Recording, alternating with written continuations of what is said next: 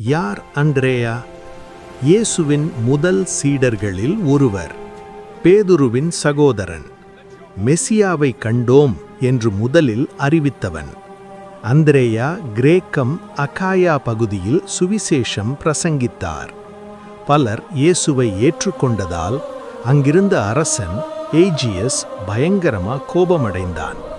அந்திரேயாவுக்கு சிலுவை தண்டனை விதிக்கப்பட்டது. ஆனால் அவர் சொன்னார், என் ஆண்டவர் மரித்த சிலுவை போல அல்ல, நான் தகுதியற்றவன். அதனால் முதலாவது எக்ஸ் வடிவ சிலுவையில் அந்திரேயா அறையப்பட்டார். கயிறுகளால் கட்டப்பட்டார், ஆணிகள் இல்லை. சுமார் 2 நாட்கள் சிலுவையில் தொங்கினார். அந்த நேரம் முழுவதும் மக்களுக்கு சுவிசேஷம் பேசினார், மனதிரும்புகள் என்று.